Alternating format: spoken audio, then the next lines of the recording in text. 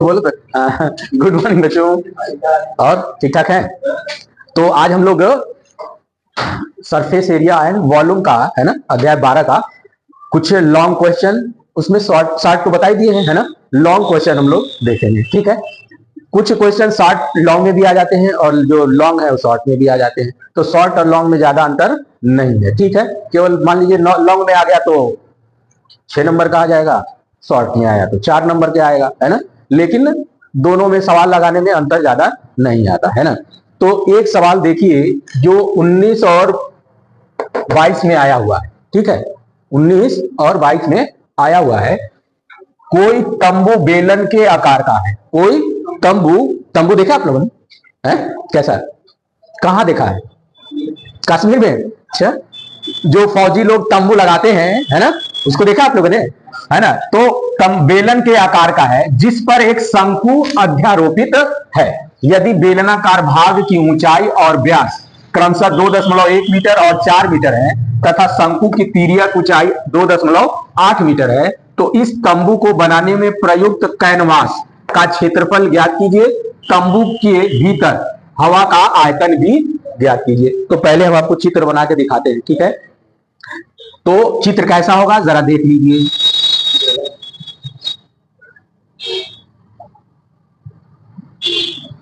नीचे वाली भाग आपका बेलनाकार है, कैसा है,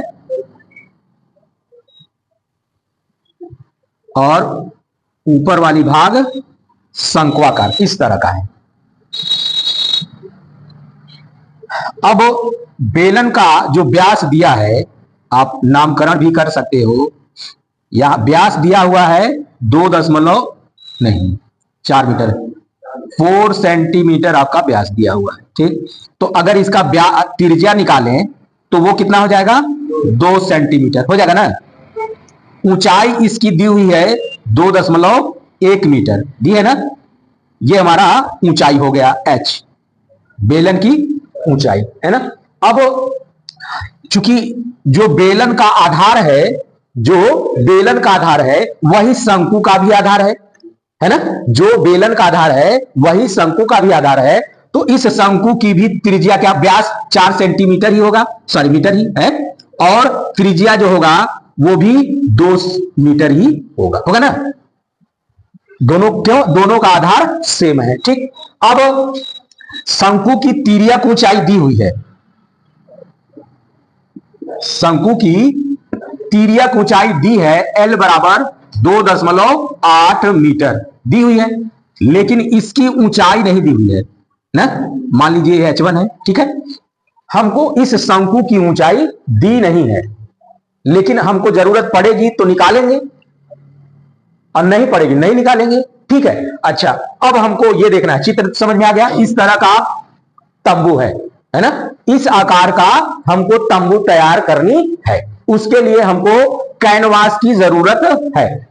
जो फौजी लोग, जो उनका ड्रेस नहीं होता है, उसी के कलर का वो तंबू बनाया जाता है, तंबू होता है उनका। उसको ही हम लोग क्या कहते हैं, कैनवास कहते हैं। क्या कहते हैं, कैनवास। वो कपड़ा ही अलग होता है। हालांकि कपड़ा हम लोग प्लास्टिक का भी तंबू बना सकते हैं, कपड़े का तंबू बना सकते हैं। बनाने को तो तंबू हम किसी भी चीज का बना ले, बन जाएगा, लेकिन कैनवास उसी को बोलते हैं, ठीक है। तो इस तंबू को बनाने के लिए चाहे कपड़ा हो, चाहे प्लास्टिक हो, चाहे कैनवास हो, कितना जरूरत पड़ेगा आप ये बता दीजिए। जो ये नाप दी गई है उस नाप का बनाने के लिए तंबू हमको कितना कैनवास की जरूरत पड़ेगी, तो इसके वक्र पृष्ठ के बराबर, मतलब ये जो आकार हमको मिल गया है उस आकार के क्षेत्रफल के बराबर, यानी कैनवास की आवश्यकता कितनी होगी, उस कपड़े के क्षेत्रफल के बराबर, है ना। तो इस कैनवास को बनाने में प्रयुक्त कैनवास कितना आवश्यकता होगी, इस ठोस जो बना है इस आकार के पृष्ठीय क्षेत्रफल के बराबर, है ना। तो अच्छा, पहले सॉल्व देख लीजिए। दिया है उसको लिख लीजिए, है ना। क्या दिया है, बेलनाकार भाग की, या बेलन की, है ना, बेलनाकार भाग की ऊंचाई आपने अगर h माना है तो ये दिया हुआ है 2.1 मीटर, है ना। और बेलनाकार भाग की त्रिज्या यानी व्यास दिया हुआ है d बराबर 4 मीटर, तो r कितना हो जाएगा 2 मीटर हो जाएगा ना। त्रिज्या कितना हो जाएगा 2 मीटर, ये हो गया। इसके लिए तो हो गया। अब शंकु का, अब शंकु की है तिर्यक ऊंचाई दिया हुआ है, तिर्यक ऊंचाई L दी हुई है 2.8 मीटर, तो शंकु की त्रिज्या कितनी हो जाएगी, त्रिज्या उतना ही होगी, r के बराबर ही होगा, और ये 2 मीटर ही होगा क्योंकि दोनों का है ना आधार सेम है। ठीक है, अब शंकु की ऊंचाई अगर हम मान ले h1, तो ये दी नहीं है, नहीं दी है ना, तो इसको कैसे निकाल लेंगे, तिर्यक वाली सूत्र से। ठीक है, निकालेंगे कैसे, L square minus R square. L कितना दी हुई है 2.8 मीटर और R कितना है 2। ठीक है, इसको सॉल्व कर लेंगे तो हमारा शंकु की ऊंचाई ज्ञात हो जाएगी। ठीक है, इसको तो इसको आप 2.8 का स्क्वायर कितना आ गया, इसको निकाल लीजिए, तो √700 कितना आया है 784 होगा, तो 7.84 माइनस 4, इसको घटा दीजिए तो कितना बचेगा 3.84। ठीक है, अब इसका वर्गमूल निकालिए, तो वर्गमूल निकालने आता है ना सबको, तो 3.84 एक बार लेके जाइए तो 1 2 बच गया है 2, यहां दशमलव लगा के 8 4 उतारिए तो 9 बार जाएगा, 9 9 9 81 की 1 और 9 दूना 18, 18 वाट 18 26। ठीक है, 26 घटा दीजिए तो कितना आ जाएगा 3 और ये 2। ठीक है, अब दशमलव बढ़ा हुआ है, 2 0 बढ़ा दीजिए तो लगभग 5 3 15 36 18, 6 बार अधिक जाएगा, ये 5 बार लेके जाइए तो लमसम 1.95 मीटर ये आपका शंकु की ऊंचाई आ गई। ठीक है, अब ये शंकु की ऊंचाई ज्ञात हो गई, मेरे ख्याल से सब चीज मालूम हो गया। शंकु वाले भाग की ऊंचाई, तिर्यक ऊंचाई, त्रिज्या मालूम हो गया, और बेलन वाली भाग की ऊंचाई और त्रिज्या हमको मालूम हो गया। अब हम आसानी से ज्ञात कर सकते हैं। अब हमको कैनवास यानी तंबू बनाने में प्रयुक्त कैनवास का क्षेत्रफल ज्ञात करना है। क्या ज्ञात करना है, ठीक है, तो पहले इसको लिख लीजिए, तंबू बनाने में प्रयुक्त कैनवास, अच्छा ये हिंदी शब्द है ना, कैनवास ये हिंदी शब्द ही है ना, का क्षेत्रफल बराबर कैसे निकालेंगे, शंकु का पृष्ठीय क्षेत्रफल प्लस बेलनाकार भाग का पृष्ठीय क्षेत्रफल है ना, तो बराबर यहां लिख लीजिए शंक्वाकार भाग का पृष्ठीय क्षेत्रफल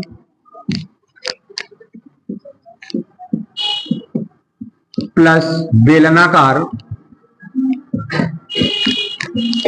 भाग का क्षेत्रफल या पृष्ठीय क्षेत्रफल। ठीक है, अब शंक्वाकार भाग लिखिए या शंकु का पृष्ठीय क्षेत्रफल। ठीक है ना, शंकु का पृष्ठीय क्षेत्रफल प्लस बेलन का पृष्ठीय क्षेत्रफल।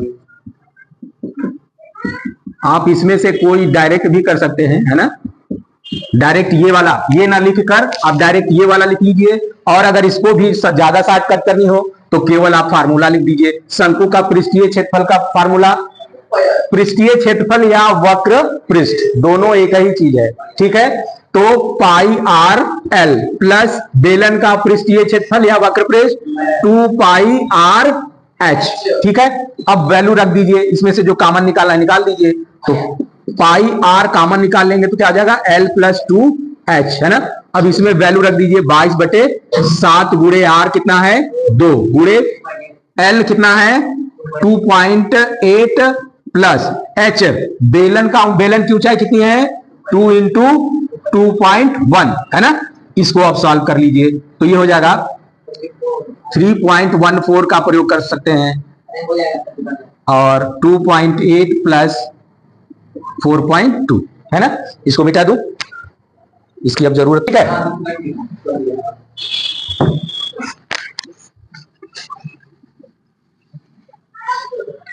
हाँ तो इसको तो 2 चौका 8, 2 एकम 2, 2 तिहाई 6, ठीक है। और इसको जोड़ दीजिए तो ये होगा 8 2 10 की 0 और 4 2 6 1 7 है ना। 7 का गुणा कर दीजिए तो 7 8 56 और 7 दूना 14, 14 5 19 और 7 6 42 और 1 43.9 सेंटीमीटर, सॉरी मीटर स्क्वायर होगा। क्या होगा मीटर स्क्वायर, यानी 43.96 मीटर स्क्वायर कैनवास की जरूरत पड़ेगी, ठीक है। अच्छा अब ये अगर आपको आंसर नहीं मिलता है, आंसर आपको 44 दिया है तो लमसम है ना 9.96 है। अगर एक बगल में जोड़ दीजिए यहां 10 हो जाएगा, 10 के बाद यहां हो जाएगा, होगा ना विदाउट एकदम ले जाएंगे तो ये 44 मीटर स्क्वायर होगी। ये आपका पहला आंसर हो जाएगा। कैसे? अच्छा ये 22 का प्रयोग किए हैं तो ये 7 से 7 कट जाएगा, 44 आ जाएगा, ठीक है। अगला क्या ज्ञात करना है? तंबू में हवा का आयतन, हवा का आयतन।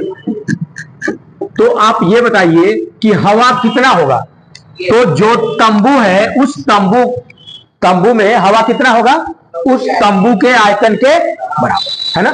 तंबू में हवा का आयतन मतलब तंबू का आयतन के बराबर होगा। तंबू का आयतन, ठीक। अब वो तंबू किस आकार का है? शंक्वाकार और बेलनाकार भाग से मिलकर बना है। तो क्या हो जाएगा शंक्वाकार भाग का आयतन का आयतन प्लस बेलनाकार भाग का आयतन, ठीक है। अब शंक्वाकार भाग का आयतन मतलब शंकु का आयतन, ठीक है।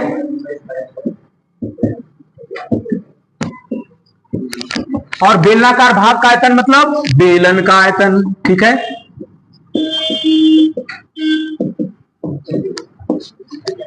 अगर ये सब पता है तो निकालने में कोई दिक्कत नहीं होगी, ठीक है। आप ये सब ना लिख के डायरेक्ट फार्मूला भी एग्जाम में लिख सकते हैं। तो शंकु का आयतन कितना होता है 1/3 पाई आर स्क्वायर एच। हमने H1 माना है शंक्वाकार भाग का, तो H1 प्लस बेलनाकार भाग का आयतन पाई आर स्क्वायर, इसका हमने H माना है, ठीक है। R दोनों में सेम है, कोई दिक्कत नहीं है, ठीक है। पाई आर स्क्वायर कॉमन निकाल दीजिए या 1/3 भी निकाल सकते हैं। पाई आर स्क्वायर बाई 3 कॉमन निकाल लेंगे तो क्या हो जाएगा H1 प्लस 3H हो जाएगा ना, हो जाएगा ना। 3 का एलसीएम ले लिए है। अच्छा अब वैल्यू रख दीजिए आप 22/7 गुणे आर कितना है 2 ना, तो 2 का स्क्वायर बटे 3 और H1 कितना आया है 1.95 और H कितना दिया हुआ है 2.1। अब इसको सॉल्व कर लीजिए, हो जाएगा। तो ये हो जाएगा 4 दूनी के 8 88/21 ना, और इंटू 1.95 प्लस 3 एकम 3 दूना 6.3, इन दोनों को जोड़ दीजिए तो 88/21 इंटू जोड़ेंगे कितना आएगा 6 1 7 5 9 3 12 ना, और 6 1 7 1 8 8.25, ठीक है। अब इसको इसमें गुणा कर लीजिए तो इसको पहले 21 से 3 से काट लीजिए, 3 सत्ते 21, 3 दूना के 6, 3 सत्ते 21 और 3 पचे 15, 7 से कटेगा 70 के 21 7 28 नहीं कटेगा। चलिए अच्छा मल्टीप्लाई करके रख लीजिए। ठीक है, तो 88 और इसका मल्टीप्लाई करेंगे तो कितना आ जाएगा 242.00 7 से इसको भाग दे लीजिए तो आएगा 34.57 मीटर क्यूब। इतना हवा आपका होगा। ठीक है, इसको कॉपी कर लीजिए। अब ये देखिए क्वेश्चंस, इसमें आप जूस पी लीजिए। ठीक है, चाहे आप मौसमी का जूस पीजिए, चाहे अनार का जूस पीजिए, है अनानास का पीजिए, जो आपको मन करे, पानी पीजिए, है ना, लेकिन ये जूस पिलाया जा रहा है। ठीक है, ये देखिए एक सवाल, ये 24 में आया भी है। ठीक है, नहीं 25 में आने की प्रोबेबिलिटी उतनी तो नहीं है, लेकिन है। ठीक है, तो कुछ तो है ना, इसलिए इसको आप लगा लीजिए। और ऐसे ऐसे क्वेश्चन लगाने से आपको और सारे क्वेश्चन लगाने के ट्रिक मालूम हो जाएंगे।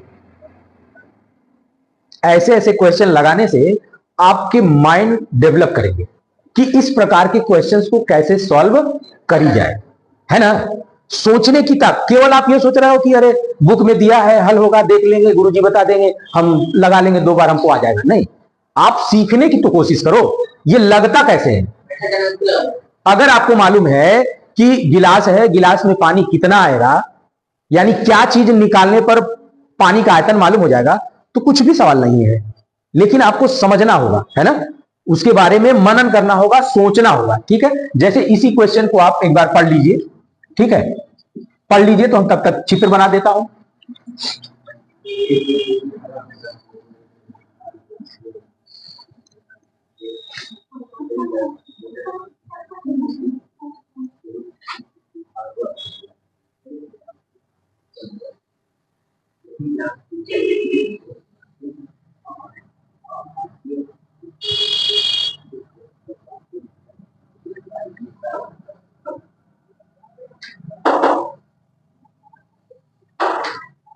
गिलास इस प्रकार का है कि इसके निचली तली में उभरा हुआ भाग है, उभरा हुआ भाग है। ठीक है, गिलास रखी है, आप बाहर गिलास अगर टेबल पर या मेज पर रखी हो तो आप बता नहीं पाएंगे कि गिलास उभरा हुआ है। ठीक है, आप ये बता नहीं पाएंगे कि ये उभरा हुआ भाग है।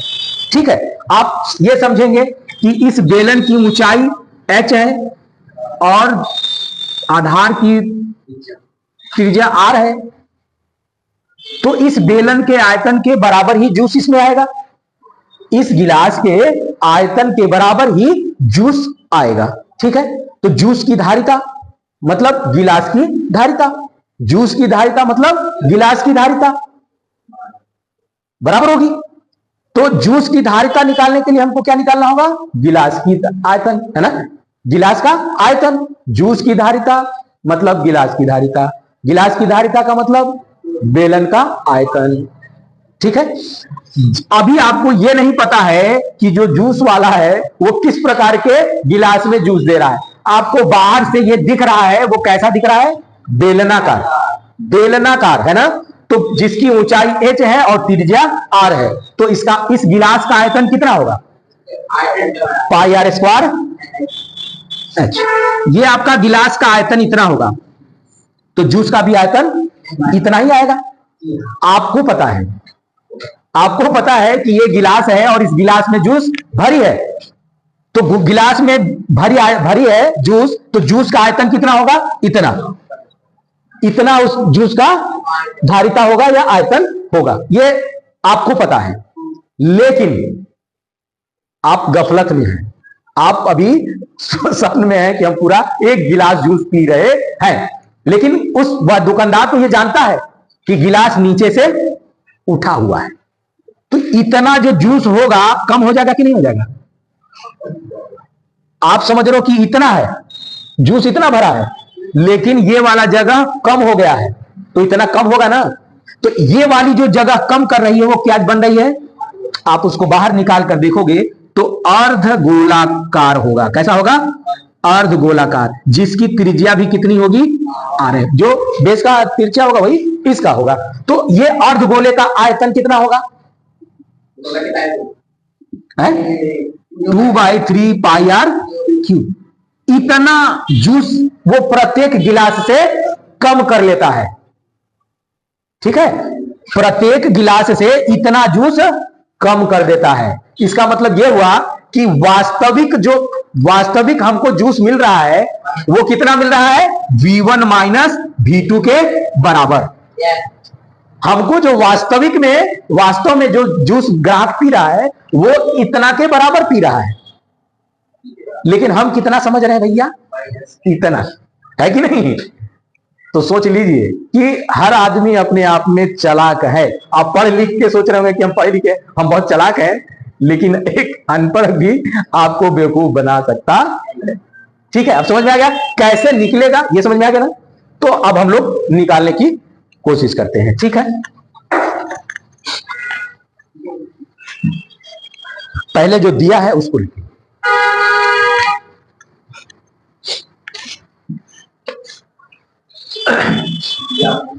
हाँ, तो एक जूस बेचने वाले अपने ग्राहकों को एक बेलनाकार गिलास में जूस पिलाता है। बेलनाकार गिलास का आंतरिक व्यास 5 सेंटीमीटर है, परंतु गिलास के निचले तली में एक उभरा हुआ अर्धगोला है, जिससे गिलास की धारिता कम हो जाती है। यदि गिलास की ऊंचाई 10 सेंटीमीटर है तो गिलास की आभासी धारिता तथा वास्तविक धारिता ज्ञात कीजिए ना।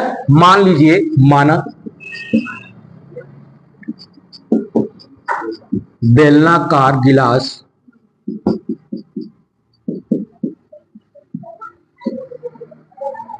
त्रिज्या R तथा ऊंचाई H है।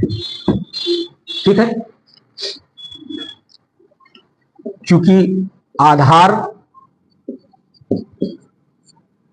समान है इसलिए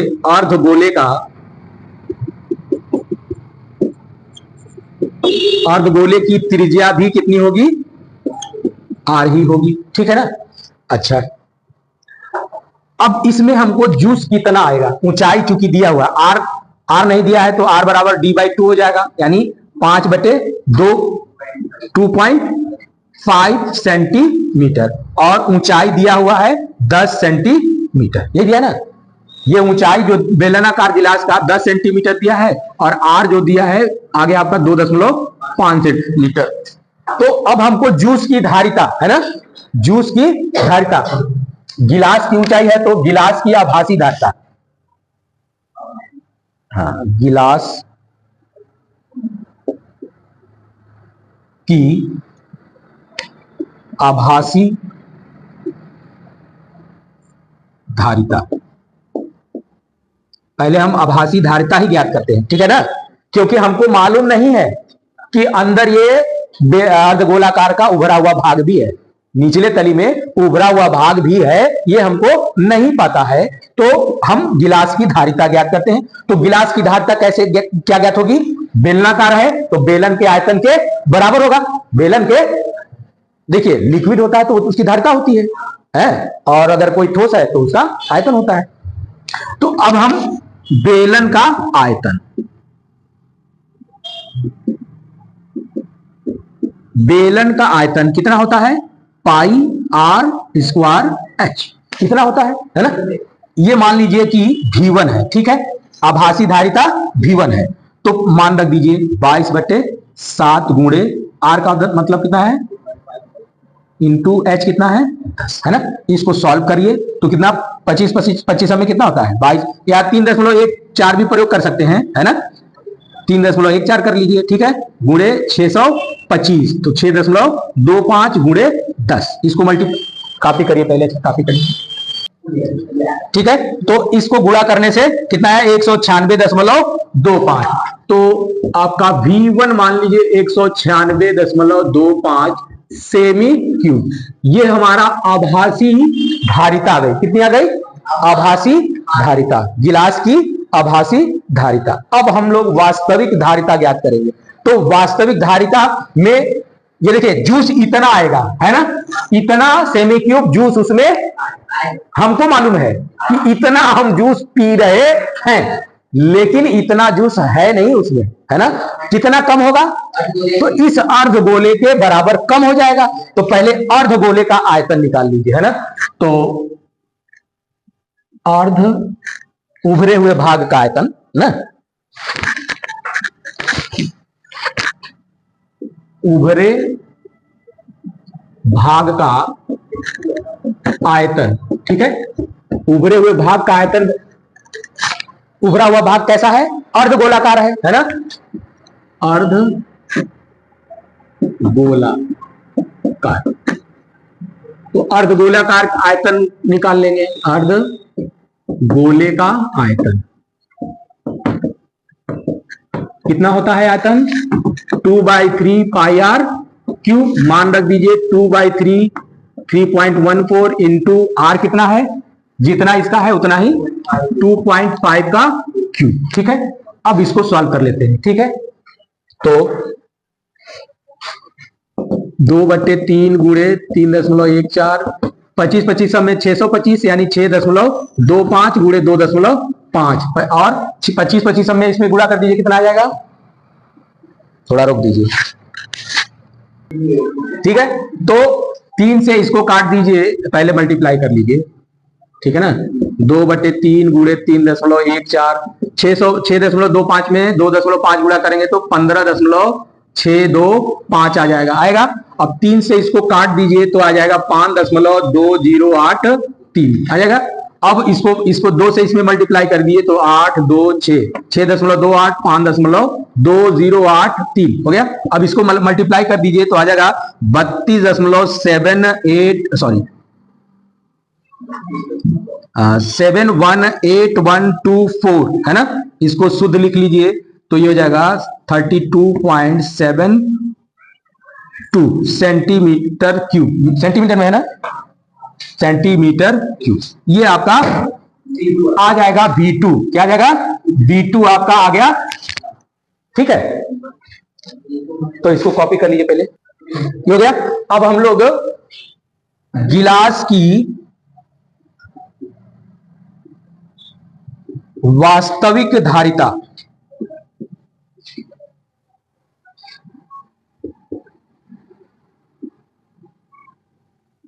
वास्तविक धारिता कैसे ज्ञात होगी, इस पूरे गिलास में से ये वाली भाग बाहर निकाल दे तो मालूम हो जाएगा। तो आभासी धारिता माइनस अर्धगोले की आयतन, अर्धगोले की आयतन।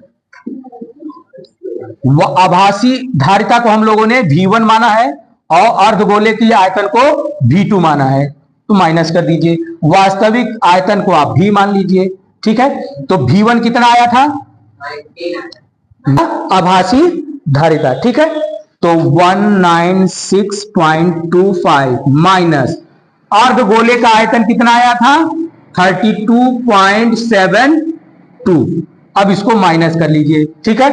तो देखिए इसमें से 5 में से 2 गया 3, यहां बच गया 2 है तो एक हासिल ले लीजिए 12 में से 7 गया 5, यहां बच गया 5 में से 2 गया 3, ठीक है। 9 में से 3 गया 6, 163.53 सेंटीमीटर। ये आपका वास्तविक धारिता होगी, यानी जो आपको जूस मिलता है वो इतना सेंटीमीटर क्यूब मिलता है। अब सोच लीजिए, पहले इतना मिलता था, आप ये सोच रहे हैं कितना मिलता है, लेकिन मिलता कितना है, इतना मिलता है। यानी एक गिलास पर वो कितना बचत करता है ये आप सोच सकते हैं। समझ में आ गया। तो इस प्रकार आप इस चैप्टर के सारे सवाल लगा सकते हैं। बस केवल आपको सवाल एक बार 2 बार पढ़िए, समझिए और चित्र बनाइए। चित्र बन गया तो सवाल ऑटोमेटिक आप निकाल सकते हैं, लगा सकते हैं, ठीक है। तो ऐसे ही और इंपॉर्टेंट क्वेश्चंस नेक्स्ट आगे बताएंगे, और ऐसे ही और क्वेश्चंस पढ़ने के लिए चैनल को कम से कम सब्सक्राइब कर लीजिए, लाइक कर लीजिए और शेयर कीजिए, दबा के शेयर कीजिए, है ना। जितना कर सकते हैं करें। धन्यवाद।